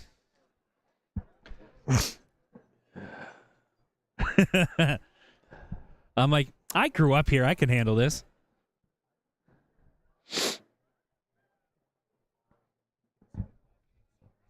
Yeah. At some point, they're like, "This was stupid." Yeah, but see, when I was like a teenager, in high school, college, whatever, like it could be this weather. I'd go outside and play basketball in my driveway in shorts and a t-shirt and be fine. But now I'm like, we get softer as we get older. Oh yeah, yeah. Why don't we do? We'll do home field advantage here. Okay. What's something SU has an advantage in today? Okay. And maybe we'll even. What do you got? Is Ohio State have the ball? No, Michigan's got it. They're up near midfield. Okay. My late father-in-law was a Michigan alum, huge Michigan fan, so I still watch them and root for them for his sake. That, and I don't know why I don't like Ryan Day. I don't know why. I never have. What was the deal with him scoring a touchdown last week? Like at the very end when they were in like the victory formation at the 1, and then they ended up running a play and scoring a touchdown? Yeah. I don't know why they did that, but like for style points or like I think just because he's a jerk. Are you standing? No.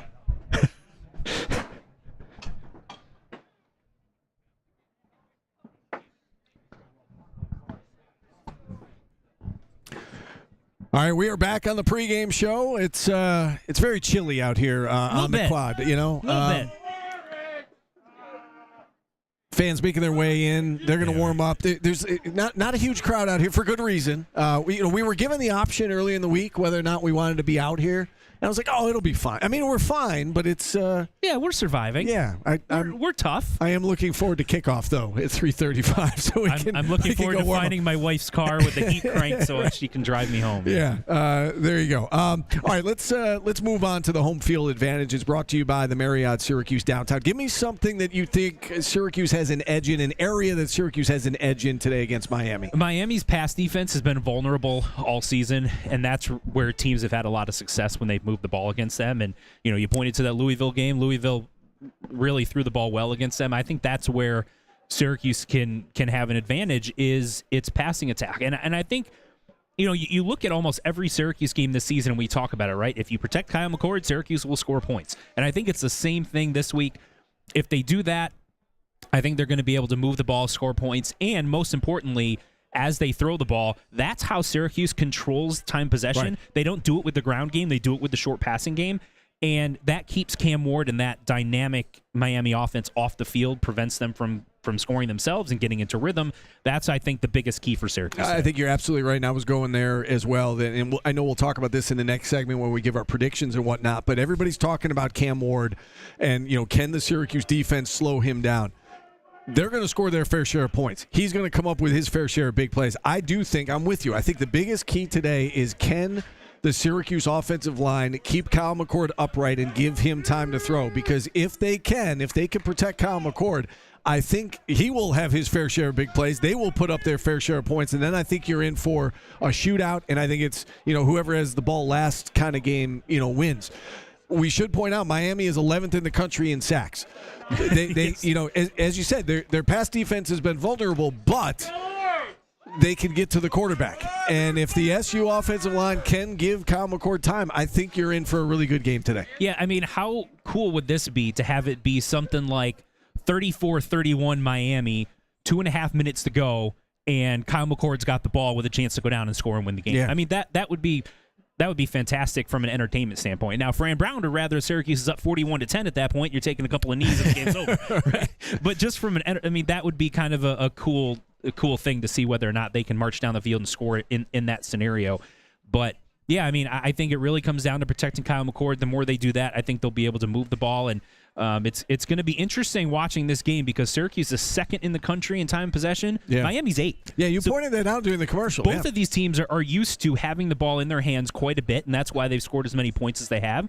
So, the more you can move the ball, keep picking up first downs, and then don't have that huge turnover that can really change momentum as well. Yeah, we had Matt Park, the voice of the Orange, on yesterday on our Orange Nation radio show, and he pointed to turnovers that, a lot of times in these big games, it comes down to a momentum swinging play, whether it's a pick six or an interception that's dropped, or, you got to take advantage of those because you're only going to get so many opportunities to have a game changing play.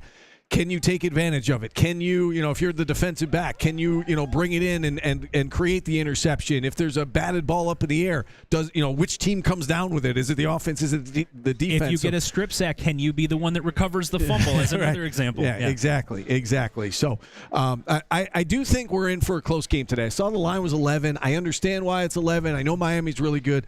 I think this is a one-possession game either way today. I think we're going to see something go into the fourth quarter and go down to the wire. That's the home field advantage brought to you by the Marriott Syracuse Downtown. Your home advantage for breakfast, lunch, or dinner any day. Home of the home game tailgate and unbeatable with free parking and a $2 shuttle to and from the game. All right.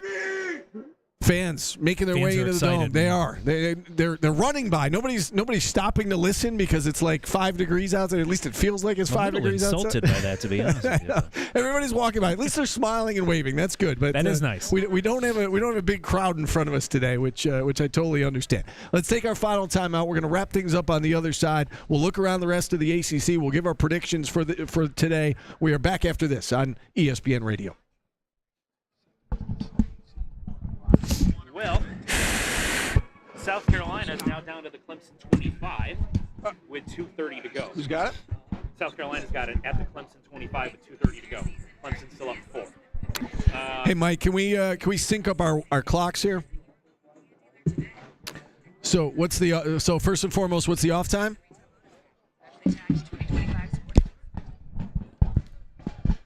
25:20. Okay, so when it's like, is it past 3:10:20? Okay, so coming down to 3:10:20.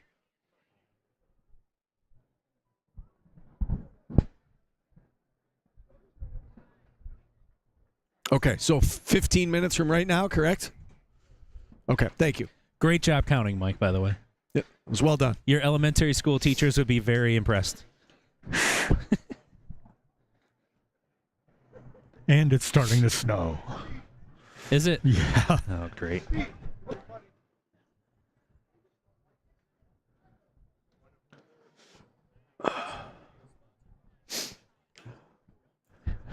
Apparently, my wife is listening. She just texted me. I told you you should have taken the warmer. She's not wrong. She is not. She usually is not.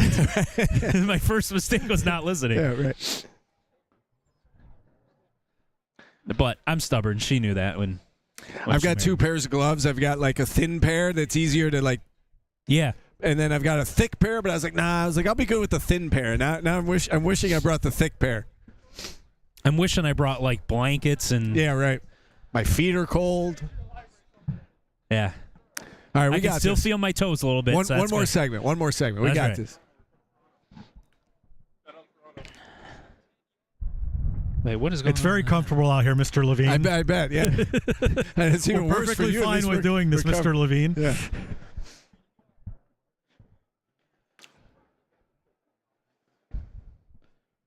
That's weird.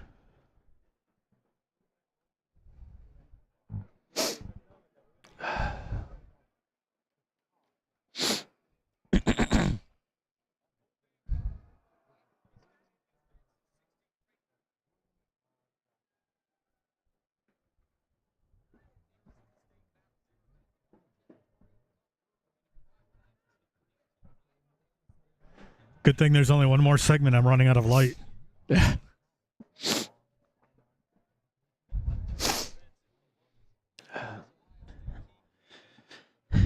Michigan has a 3rd and 2 inside the Ohio State 15. If they get a first down, they can basically run the clock down and kick a field goal Really? to win it.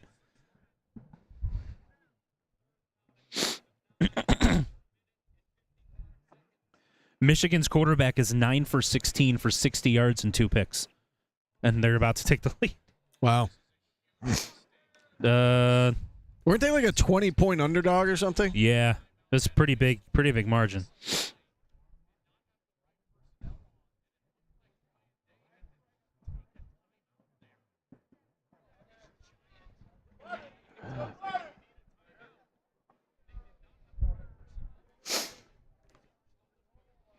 Thanks, Mike. Thanks, Mike. We've stood in the rain. We've battled the cold. I think Ed should send us to the bowl game. Do a pregame show right in front of the stadium.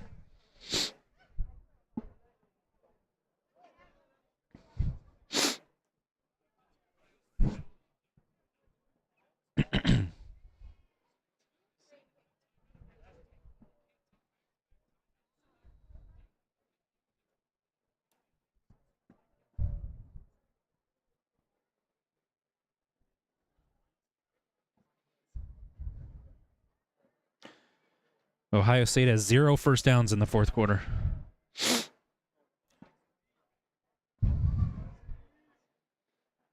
Yeah, Johnson still has eligibility left. Yeah. Yeah.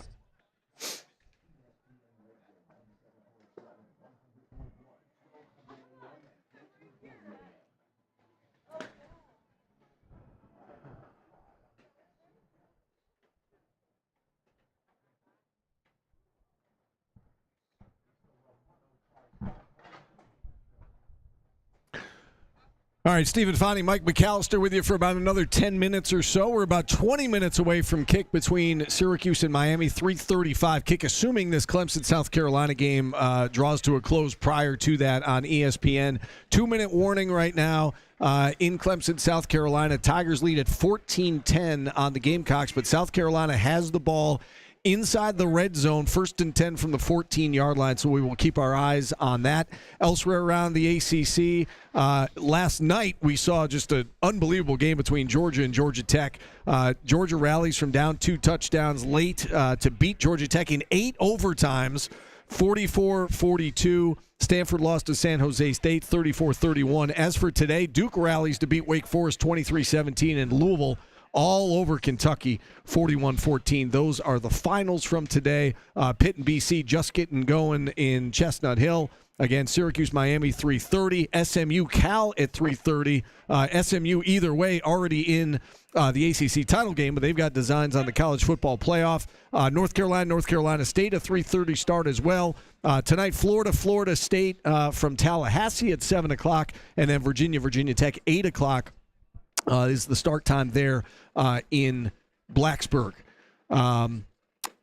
Did you watch the end of that Georgia Tech? I did. I mean, I watched almost the whole game. Yeah, as did I. I just kind of had it on. I was doing some things around the house, and then it got very exciting late. What do you think about the overtime rules and the fact that I had a couple of people text me? They're like, "This is silly. Like, why don't they just play more football? The game would be over." But the overtimes lasted 45 minutes of actual time.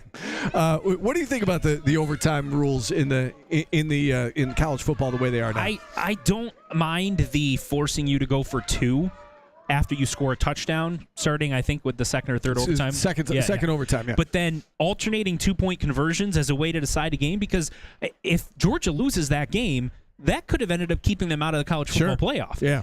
And being kept out of the college football playoff on alternating 2-point conversions just seems so ridiculous. It does. I'd rather you just keep going with the overtimes and keep playing from the 25. I get why they don't. It's a timing thing. It's a wear and tear thing and all of those that they'll point to. But it's just similar to penalty kicks like in soccer. It's not really the game that's deciding who wins or not. I was watching, it was a national analyst. I'm trying to think of who it was. It might have been Scott Van Pelt. Somebody the other day, a national analyst, was saying that they don't like the fact that the college teams start on the 25, and they understand why. Again, they understand everything that you mentioned, why they do it, but their point was they could go nowhere on a possession, or they could even go backwards, and they could still get a field goal. Yeah. The point was, why not start it at the 50 so that you have to do something to, get into scoring position to, then kick a field goal, score a touchdown, whatever the case may be. Do what the NFL does. Yeah, right. I mean, last night I think it was a perfect example of do what the NFL does. The game would have been over, in 20 minutes opposed to 50 minutes or whatever it was. Yeah. Game didn't end until after midnight last night, but it was very entertaining. It was definitely entertaining. I will give them that. And Georgia comes out on top 44 to 42. Updating that Clemson South Carolina game. South Carolina now it's 3rd and 11 from the Clemson 15 with just over a minute to go. Obviously, South Carolina needs a touchdown. Field goal does them no good, so they've got 2 more downs to see if they can make that happen. After this one, there's going to be a month off or so until the bowl game. We talked about the opt-outs and whatnot. How important is it in your mind, Mike, to have a good showing in a bowl game to set the stage for next year? Or does that not matter at all? Like if you've got opt-outs, let's say Kyle McCord doesn't play, let's say they've got a lot of starters not in the game for whatever reason. Do you think the bowl game matters at this point? I think it depends on a few situations. One, does Syracuse go into that bowl game with 9 wins so that 10 wins is on the table? Sure. I think then it's important. 2, who plays for both teams? Not just Syracuse, but whoever they're playing. If both teams have opt-outs, then you're basically playing backups on backups, and does it... There we go. The fans are excited. Does it really matter? They're not going to stay and watch, though, because they they're are cold. not. They're running out. Sure. Fuck her right now. No, come on. Ridiculous. So regardless of what happens in who's playing, if you got backups on backups, I don't think it really matters. If you have Syracuse plays its backups and you're playing Colorado and they play all their starters, I don't think that matters. If you're playing starters on starters, then yes, I think it does. I think it matters for perception. If Syracuse plays Colorado, both teams are playing all their starters, and Colorado runs Syracuse out of the building, I think that hurts going into the next year. So it really depends on a lot of variables, but we'll see how it plays out. Yes, we will. We got about 5 minutes or so left here in the show as we kind of circle back now to Syracuse and Miami. And, I guess it really is prediction time, how we think this game is going to play itself out. So with that in mind, Let's start with the dream outcome, which is brought to you by Liverpool Pool and Spa. What is the dream outcome? Obviously, it's a win, but kind of lay out the blueprint how they get this done today. Yeah, I think, I guess in a perfect world, right? Fran Brown's dream outcome is probably a repeat of McNabb's 66-13 type of game where you just run them out of the building and dominate from start to finish and really kind of send a message. I kind of go about it a different way. You know, the scenario that I outlined earlier, which is Syracuse gets the ball with 2.5 minutes to go, down by 3 or in a tie game, and can march down the field and kind of score at the last minute. I think that would be something that Syracuse fans and Kyle McCord and this coaching staff would remember for the rest of their lives. So that would kind of be a cool situation. All right. That is the dream outcome brought to you by Liverpool Pool and Spa. Don't just dream it. Live it with Liverpool Pool and Spa. Are you with me on this one, Mike? Do you think this is going to be a one possession game here today? I think it's something that I think is going to be a one possession game all the way through. But my final prediction is Miami wins 41-31. I think Syracuse covers, but it's one of those where I could see it being a 3-point game and Miami kind of gets a late touchdown to put it away. But, yeah, I think it's going to be right there, close game throughout, and Syracuse is going to have chances to win it for sure. My Orange Nation radio show co-host, Paulie Sibilia, said he thinks this game is going to be played in the 20s. I don't think there's much chance of that. Like, I firmly believe this is going to be, both teams are going to get in the 30s. I think it's going to be a high-scoring game, kind of, each team matching each other, touchdown for touchdown. Do you see a scenario in which, there's like 45 combined points, maybe 50 combined points in this game? That seems hard to fathom, it does. Now, to Paulie's credit, a lot of times these games get hyped up as shootouts, offensive explosions, last team to have the ball wins it, etc.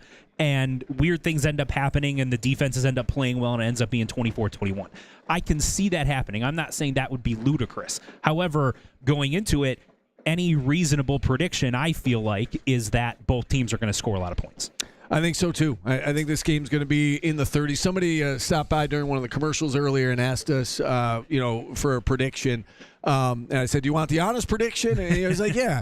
I mean, my honest prediction, I can't predict SU to win today. I think it's going to be close. I think they will have a chance in the fourth quarter. My prediction is for a close Miami win. I'll go 34-31. Miami wins it. I would not be shocked if Syracuse wins this game today. I think it's going to go right down to the fourth quarter. It's going to come down to a play or two. And listen, Miami's done it all year, so you kind of have to give them the edge. They've got more to play for, obviously, although I still will contend that SU's got a lot to play for in this game. But Miami's got everything to play for, and they've done it all year long. So if this is a close game, I don't think that they're not going to be spooked by that. It's going to be something that they're used to. They've been in those positions. They've found a way to win close games. I think they probably get it done here again today in a close game situation. But given the crowd, given the excitement, again, these seniors have been are going to be playing their final game in the Dome today. That very much matters. There's going to be a lot of emotion on both sides of the ball. I would not be shocked if SU wins it. No, and I'll say this. I do think if it comes down to the end of a game and it's close, and maybe Syracuse needs a stop or Miami needs a score to try to decide the outcome or vice versa, I do think the pressure shifts to Miami. Because, as you said, they have their entire season, the college football playoff and ACC championship on the line. And even though, as we've said, this game is still extremely important to Syracuse, that does have a little bit more meaning behind it. And so because of that, I wonder if you get into those late game situations, that's where the leadership of a Cam Ward, I think, could end up playing a crucial role in how Miami responds to that. The South Carolina Clemson game is really dramatic. South Carolina did score a touchdown. Clemson got the ball back with just over a minute to go, 1:08, and they are already to the South Carolina 28-yard line with 38 seconds left. So South Carolina leads at 17-14. Clemson, though, knocking on the door just on the outside of the red zone right now. 1st and 10 from the 28, 38 seconds left. So they've got plenty of time. They're in position. Again, we'll have to see how that one plays itself out. We got less than a minute here. And I do think we've got to salute the senior class, right, Mike? For the guys who came back, the Justin Barons, Marlo Waxes, those guys who have given their blood, sweat, and tears to this program to come back, give it one last run, and they're going to be playing their final game inside the Dome today. I think we got to tip our hat to them. Yeah, and the guys that are playing their last game in the Dome that maybe aren't necessarily part of that senior class, like I think A lot of us expect that Aronde Gadsden's probably going to move on and players like that. But those guys that came back and bought into what Fran Brown is trying to build, Syracuse isn't in a position to have a big game in its last game in the Dome if not for those guys coming back. So definitely hats off to them. All right, we got to run. Again, kickoff set for just about 10 minutes for now. For Mike McAllister, for Mike Papa, back at the Galaxy Studios. For Tim Backer, engineer, I'm Stephen Fati. Thanks so much for listening. Enjoy the rest of the weekend. Enjoy the game, everyone.